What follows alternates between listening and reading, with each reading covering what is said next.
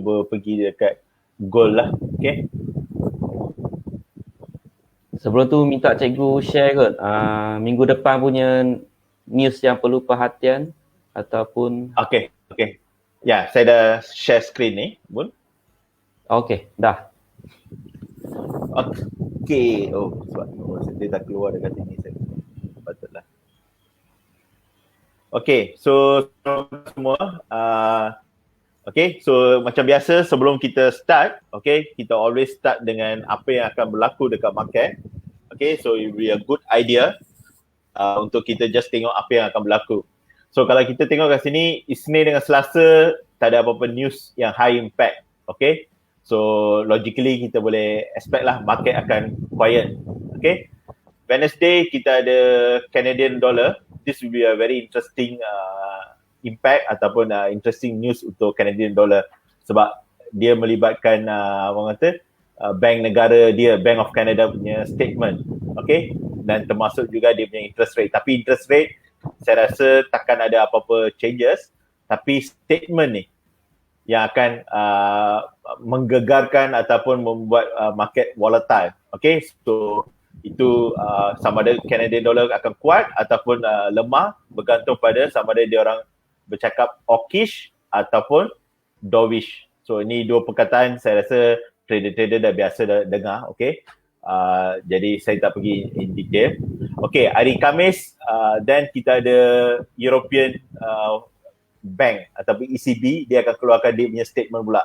Okay, macam biasa ataupun sama macam Canada, kita tak expect changes to interest rate, tapi policy statement ni sama macam Canadian dollar akan menggegarkan ataupun memberi volatility untuk market sebab dia akan memberitahu sama ada hawkish ataupun dovish. Okay, ataupun dia akan mula buat tapering pada dia punya asset purchase. So you guys should look into ni lah, monetary policy statement sama dengan BOC rate statement. Okay, lepas tu malam, okay, yang ni akan menjadi tumpuan market, CPI ni. Okay, of course CPI bulan lepas menjadi tumpuan.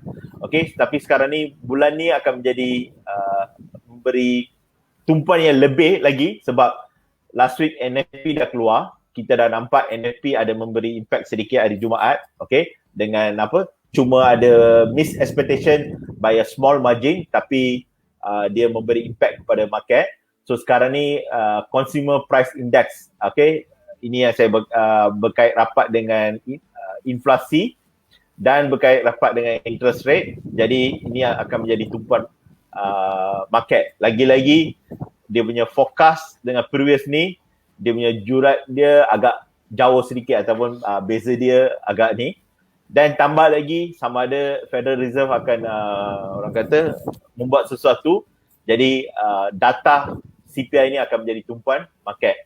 Okay, lepas tu Jumaat tak ada apa-apa, tapi walaupun tak ada apa-apa, kalau you all nampak kat sini ada dua 10-year bond auction dengan 30-year bond auction.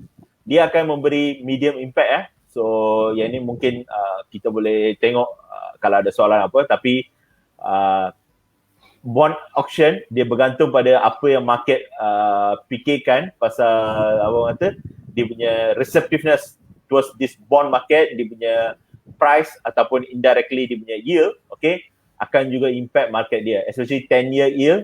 Ini more towards orang kata kita punya interest rate, inflasi semua tu. 30-year more towards market akan react towards economic recession for the long term. So ini adalah dua data yang akan juga, tapi tak adalah terlalu kuat, tapi akan memberi impact in between. Okay, so itu secara overall untuk orang kata apa yang akan berlaku next week. So kita pergi kepada gold. Okay, so siapa yang follow kita, okay, terima kasih untuk siapa yang follow last week ataupun 2 minggu lepas ataupun dah follow almost closely Team Rex Bulls and Best shows. Okay, kita ada bagi tahu 19.10 akan menjadi satu resistant, minor resistant. Okay, seperti dijangka, of course dia cucuk sedikit sampai 19, berapa tu? 19.13 ke 19.14? Saya tengok. Dalam 19.15, okay. Lepas tu dia tak boleh nak breakout and then dia turun balik. Okay, beberapa support level yang kita beritahu, okay, last week ataupun 2 minggu lepas, 18.90, and then 1875, dua-dua ni tak hold. So bila dia breakout, dia pergi ke third support level yang kita highlight, which is 1855. So betul-betul dia sampai ke 1855 tapi 1856 lah, okay. And then market reject balik ke atas. So sekarang ni dia datang balik ke 1890. So dia cuba buat orang kata macam sideway antara 1895 hingga 1888. So kalau tanya saya, prediction saya sebab dia sekarang duduk kat tengah-tengah dunia ni, okay. So saya expect, okay, ini adalah, okay, saya jangka sama ada dia ke atas, okay, pergi ke katakan 1900 and then turun balik, test balik this support around, sekejap ya, saya ambil ni sebab dia tak nampak, okay.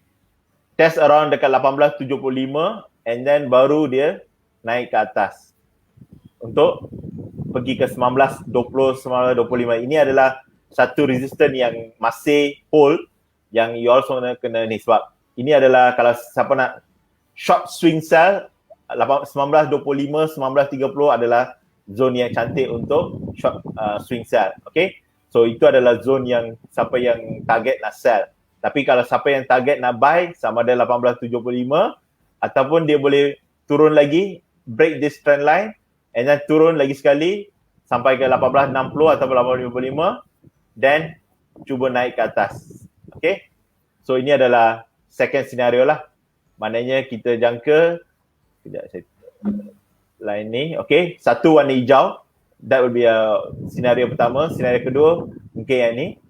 Scenario yang ketiga adalah dia break 1855 ataupun 1860 ni, dia pergi a bit deeper sampai ke 1845 ataupun 1840 baru bounce back.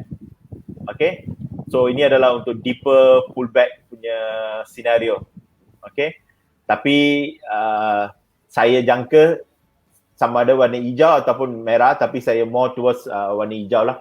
Maknanya akan ada sedikit kenaikan and then cuba test balik 1885, 1875 and then cuba naik ke atas. Maknanya dia cuba buat satu bullish flag around this zone dalam time frame kecil lah. Kalau H1 ataupun M50 you akan nampak satu bullish flag untuk dia nak break up. Okay, so that's in short untuk gold lah. Kalau ada soalan yang detail then kita ambil lah Bun. Okey, baik. Terima kasih Cikgu